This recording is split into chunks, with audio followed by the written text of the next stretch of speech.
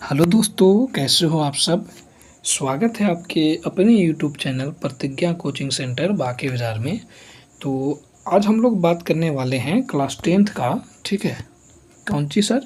Class tenth का पहला lesson जो केमिस्ट्री का है, रासायनिक अभिक्रिया एवं समीकरण, तो उसके बारे में बात करने वाले हैं।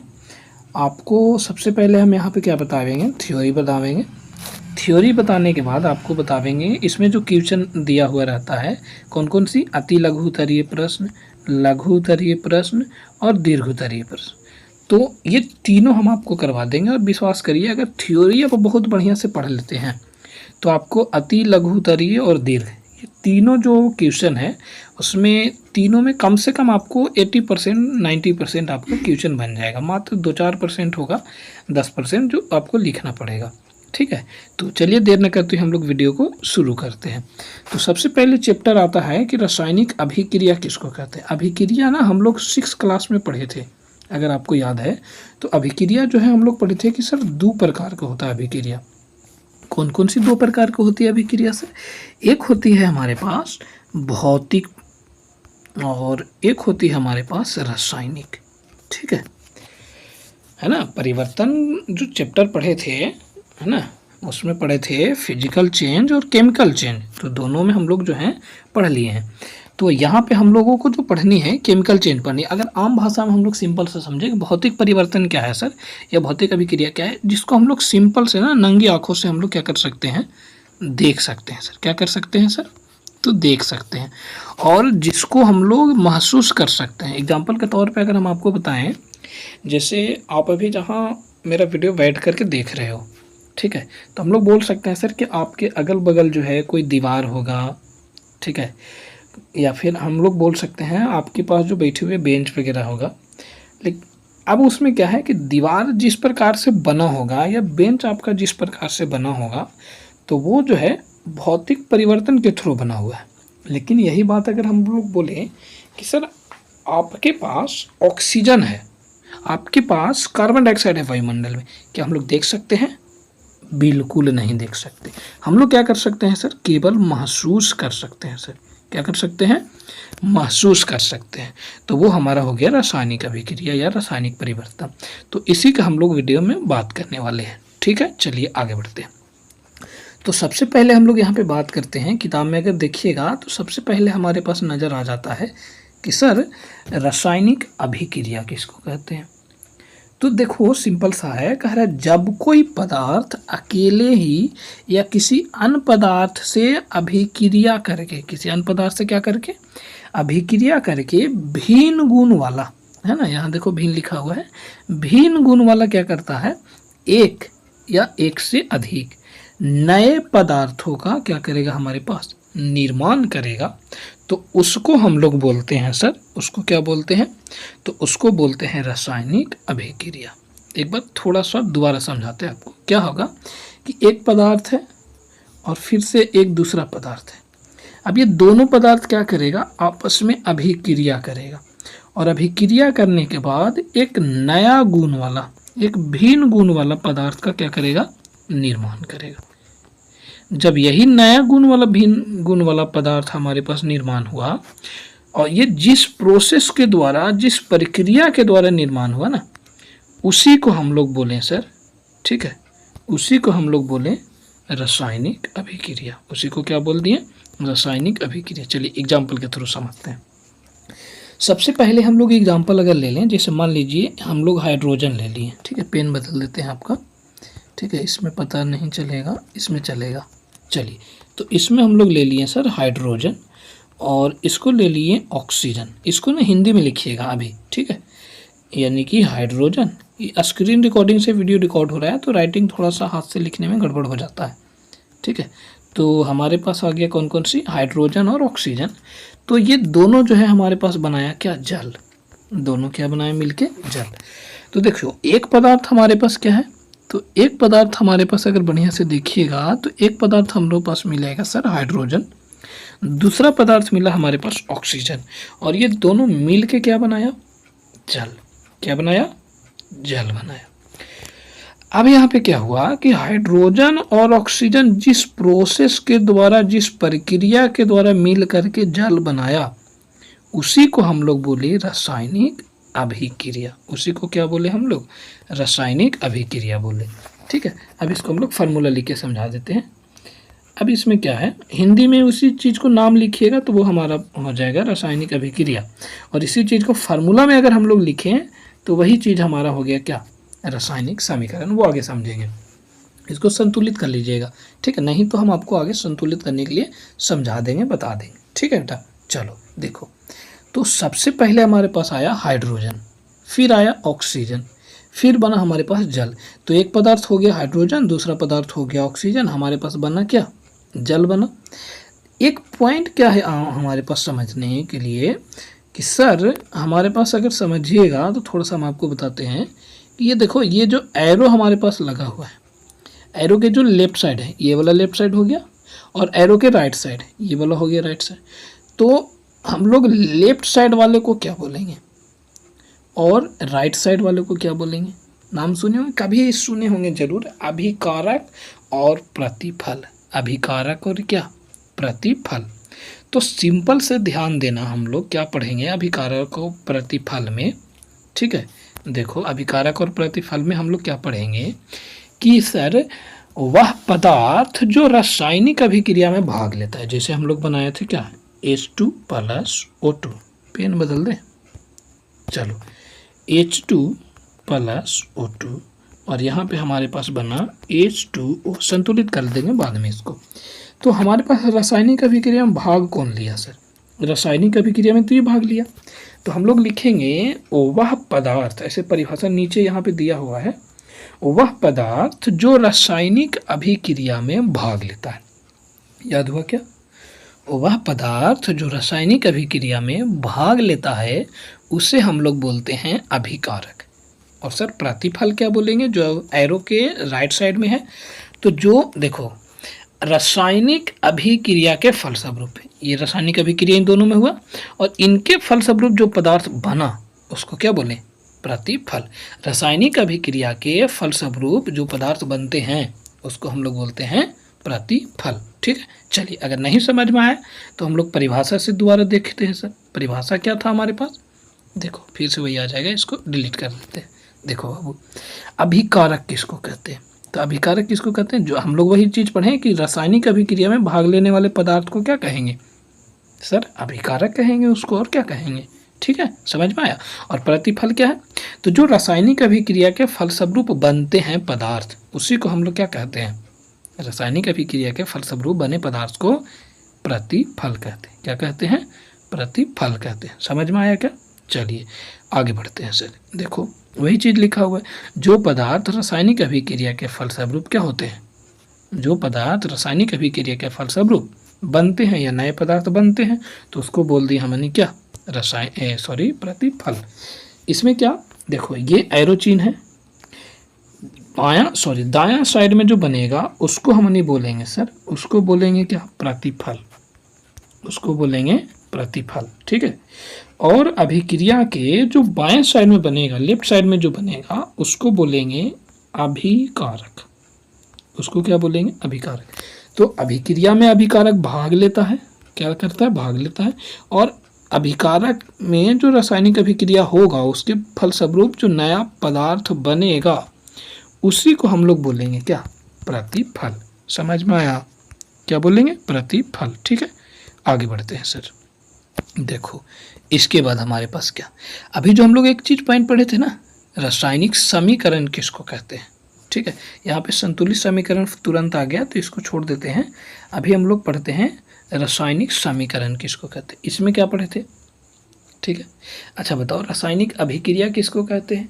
हम लोग पढ़े हैं कि जब दो पदार्थ है ना, जब दो पदार्थ अकेले, ठीक है, जब कोई पदार्थ अकेले, ठीक है, या दो गो पदार्थ मिल के एक नया पदार्थ बनाएगा, और जब नया पदार्थ बनाएगा तो इस अभिक्रिया को बोलेंगे क्या? रासायनिक अभिक्रिया।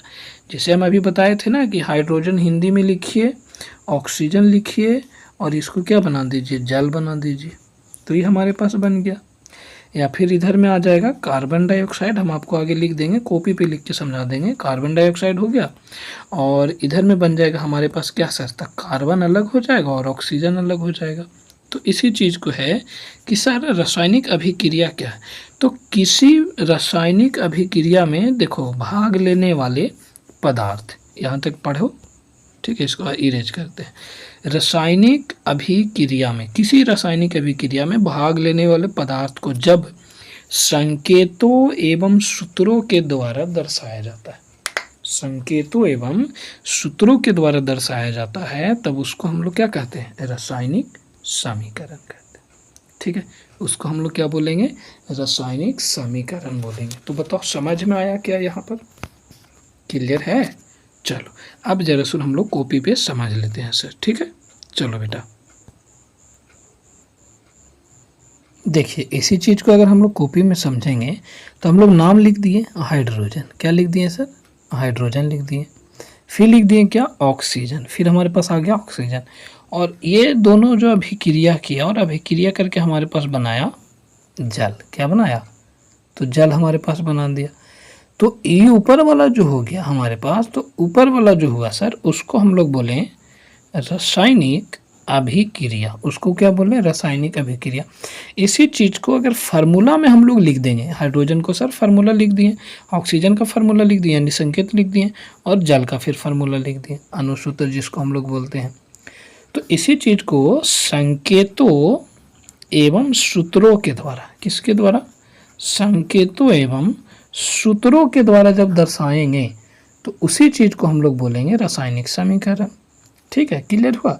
चलिए अब दोबारा से हम लोग,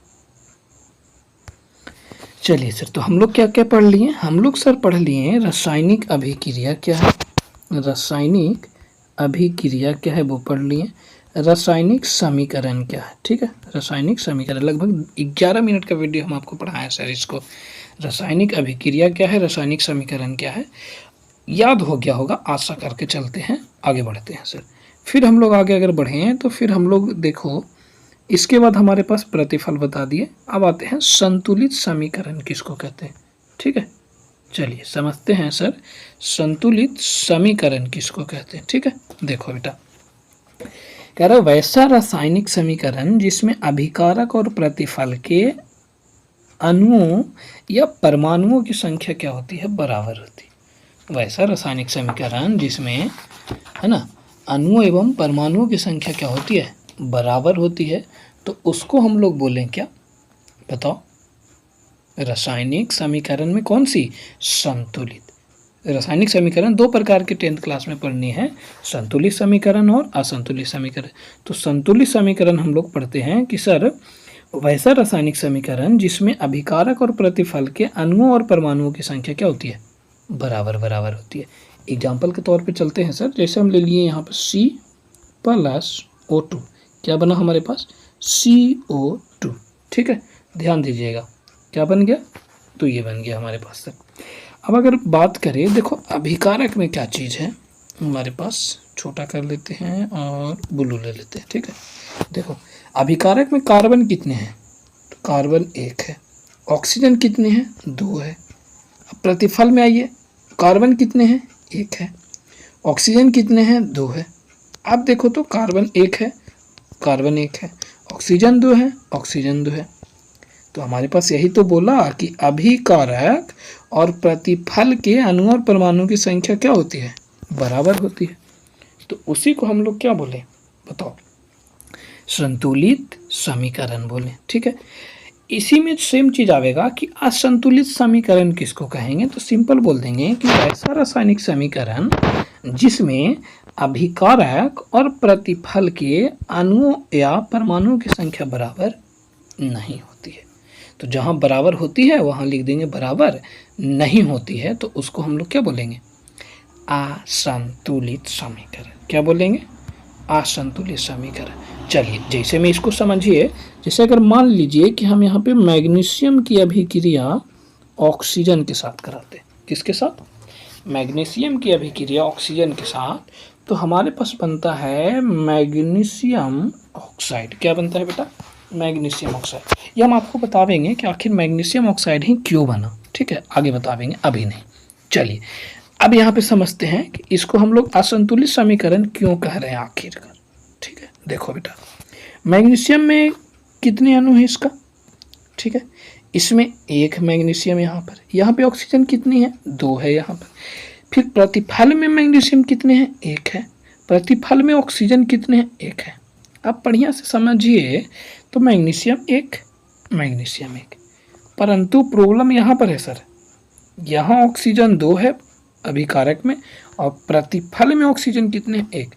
तब बताओ क्या संख्या बराबर है, नहीं सर, तो नहीं बराबर हो गया तो हम लोग क्या बोले, यहाँ संतुलित की जगह क्या लगा दीजिएगा, असंतुलित रासायनिक समीकरण।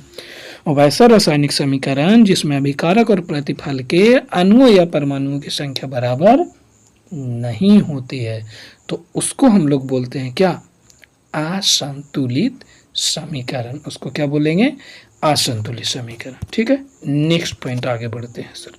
ठीक है बेटा, चलो आगे हमारे पास क्या है देखिएगा।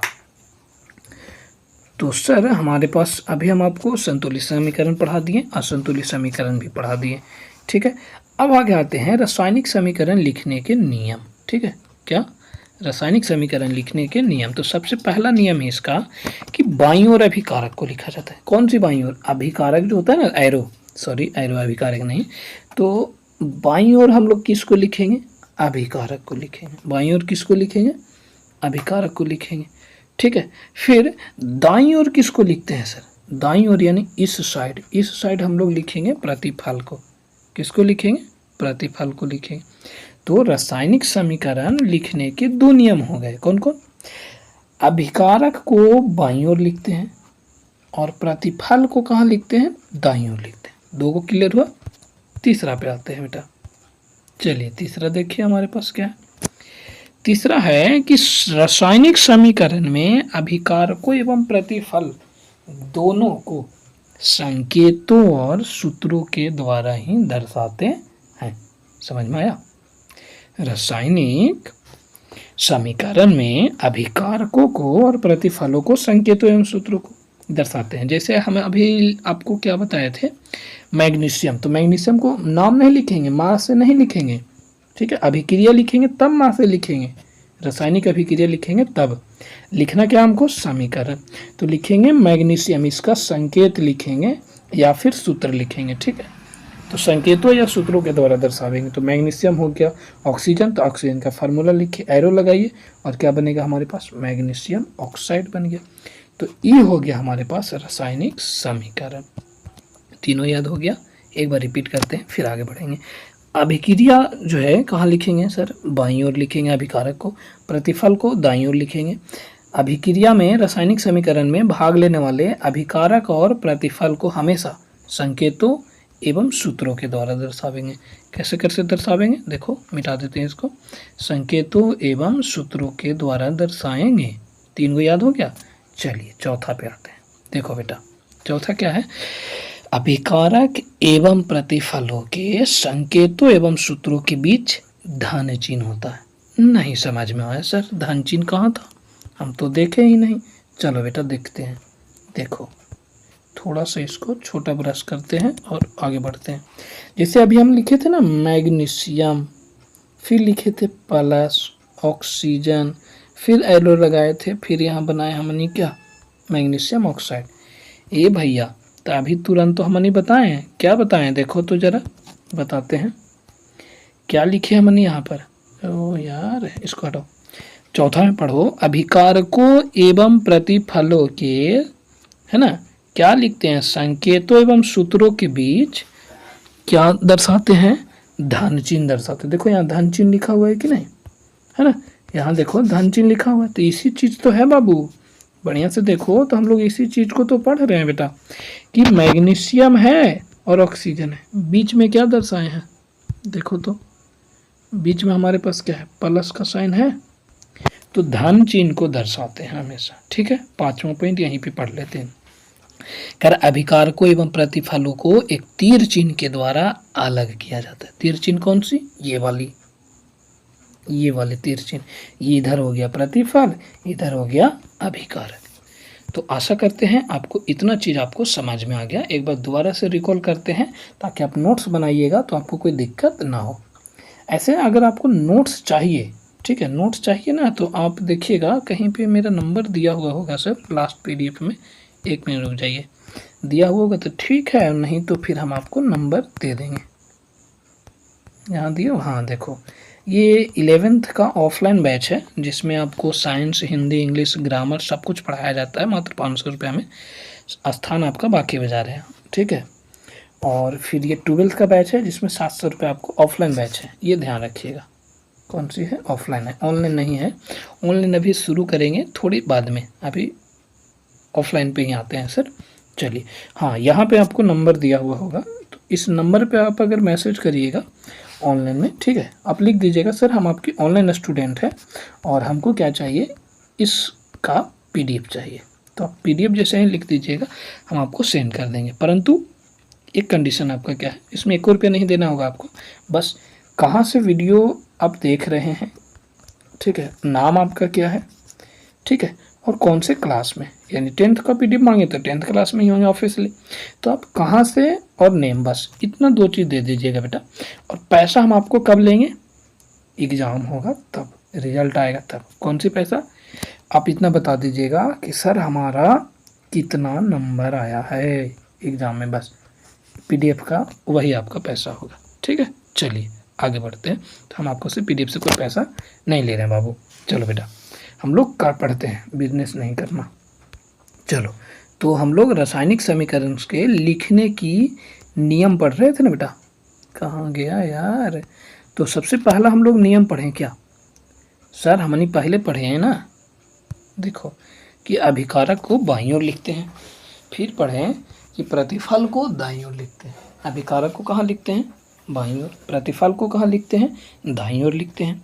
फिर पढ़े कि सर रासायनिक समीकरण में भाग लेने वाले जो अभिकारक एवं प्रतिफल होते हैं उसको संकेतों एवं सूत्रों के द्वारा दर्शाया जाता है। कैसे दर्शाया जाता, संकेतों एवं सूत्रों के द्वारा, सॉरी, अगला पॉइंट।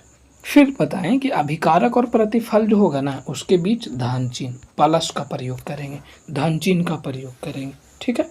तो ये हो गया अगला पॉइंट, ठीक है। आराम आराम से अगर आपको नोट्स बनाना ही होगा ना, जैसे मान लीजिए आपको पीडीएफ नहीं मिल रहा पर तुरंत, तो आप आराम आराम से वीडियो को रोक करके नोट्स बना सकते हो, इसमें कोई प्रॉब्लम नहीं है, ठीक है। चलो 5वां पॉइंट क्या बताए थे कि जब भी अभिकारक और प्रतिफल को हमको अलग करना है, क्या करना है, अलग करना है। तो अलग करने के लिए क्या करेंगे सर, एक लंबा सा तीर लगा दीजिए। इसका मतलब क्या हुआ, तीर का मतलब क्या हुआ हमारे पास, तो सर इधर प्रतिफल को लिखेंगे राइट साइड और तीर के लेफ्ट साइड में क्या लिखेंगे, अभिकारक को लिखेंगे, ठीक है। तो 5 को लिखने की नियम आपको आशा करता हूँ समझ में आपको आ गया होगा। बताओ क्लियर है, यहाँ तक आपको समझ में आया, ठीक है। चलिए आगे बढ़ते हैं सर। अब रासायनिक अभिक्रिया से हमको कौन कौन सी सूचना प्राप्त होगा, ये संयोजन वियोजन बाद में। तो हम लोग पहले पढ़ते हैं कि रासायनिक अभिक्रिया से कौन कौन सी सूचनाएं प्राप्त होती है सर, ठीक है। रासायनिक अभिक्रिया से प्राप्त होने वाली सूचनाएं, तो सबसे पहले हम देखते हैं कि रासायनिक अभिक्रिया से प्राप्त होने वाली सूचनाएं कहाँ तक गया। कर सबसे पहले यह अभिकारक एवं प्रतिफलों के संकेतों एवं सूत्रों की जानकारी देता है। क्या करता है, संकेतों एवं सूत्रों की जानकारी, आखिर ये क्या चीज़ भाग ले रहा है। जैसे अगर मान लीजिए हमको जल बनाना है तो हम लोग H2 लिखते हैं ना, H2 लिख दिए, O2 लिख दिए और फिर डैश, बहुत बड़ा हो गया यार, छोटा साइड करते हैं इसको ना, देखो हम लोग लिख दिए क्या, H2, हम लोग लिख दिए O2 और डैश लगा के लिख दिए 2H2O, यहाँ पे 2 लगा दीजिएगा, संतुलित हो जाएगा। सबसे पहले क्या बताता है, अभिकारकों एवं प्रतिफलों के संकेतों एवं सूत्रों की जानकारी देता है। हमको पता चल रहा है क्या, यहाँ हाइड्रोजन है, यहाँ पता चल रहा है क्या, ऑक्सीजन है, यहाँ पे क्या पता चल रहा है, हमारा जल है, ठीक है। तो हमको ये जानकारी दिया ना कि क्या क्या है। तो पहला यही चीज़ है कि यह हमको अभिकारक एवं प्रतिफलों के बीच संकेतों एवं सूत्रों की जानकारी देता है। चलिए दूसरी पॉइंट, कह रहे दूसरी पॉइंट में हमको यह बतलाता है, क्या बतलाता है बेटा, कि कौन से पदार्थ अभिक्रिया में भाग ले रहे हैं और अभिक्रिया में भाग जब ले लिया तो कौन सा पदार्थ बना। मतलब अभिकारक कौन है और बेटा प्रतिफल कौन है। हमारे पास अभिकारक कौन है उसकी जानकारी दे देता है और प्रतिफल क्या है। पहला क्या था, पहला ये बताता है कि अभिकारक में जो पदार्थ भाग लिया है उसका संकेत एवं सूत्र क्या है, प्रतिफल में जो बना है उसका संकेत एवं सूत्र क्या है। दूसरा, कौन अभिकारक है और कौन प्रतिफल है, इसकी भी जानकारी दे देता है। ठीक है। तीसरा कह रहा है अभिक्रिया में भाग लेने वाले अभिकारकों के परमाणु एवं अणुओं की अपेक्षिक संख्याओं की जानकारी देता है। जैसे हम लोग लिखे थे ना अभी 2H2O, तो जल के कितना अणु भाग ले रहा है एकरा में, तो सर 2 अणु। क्लियर है। हम इसमें लिख देंगे कि H2, तो हाइड्रोजन के कै परमाणु है यहाँ पर, सर 2 परमाणु है। नीचे जो लिखते हैं ना उसको परमाणु की संख्या बोलते हैं, और ऊपर जो साइड में इसके बीच में एकदम सीधे में आता है उसको अणु बोलते हैं। ठीक है, क्लियर है। चलो आगे बढ़ते हैं। कहाँ गया, चौथा पॉइंट बेटा। ठीक है, पहला क्या था, यह अभिक्रिया में, रासायनिक अभिक्रिया में जो भाग लेता है अभिकारक एवं प्रतिफल, उसके संकेतों एवं सूत्रों की जानकारी देता है। दूसरा, यह बतलाता है कि अभिक्रिया में कौन पदार्थ, ठीक है सॉरी, कौन से पदार्थ भाग ले रहा है और कौन से पदार्थ बन रहा है। ठीक। फिर अगला पॉइंट कि अभिक्रिया में भाग लेने वाले अभिकारकों एवं परमाणु एवं अणुओं की अपेक्षिक संख्याओं की जानकारी देता है।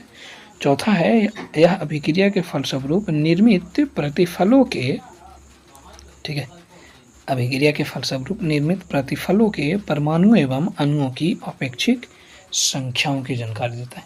दोनों सेम चीज़ है। इसमें बता दिया अभिकारकों एवं अभिकारकों के परमाणु एवं अणुओं की जानकारी देता है। यहाँ पे क्या लिखा, प्रतिफल, तो अलग अलग पॉइंट करके खाली लिख दिया कि सर एरो के इधर में कितने परमाणु अणु भाग लिया हुआ है और इधर फिर कितने अणु परमाणु भाग लिएगा, बस वही चीज़ बताया है ना। चलो नेक्स्ट पॉइंट, अगला 5। यह पांचवा क्या है, अभिकारकों और प्रतिफलों के मोलों के अनुपातों की जानकारी देता है। ठीक है, मोलों के अनुपातों की क्या देता है, जानकारी देता है। छठा, यह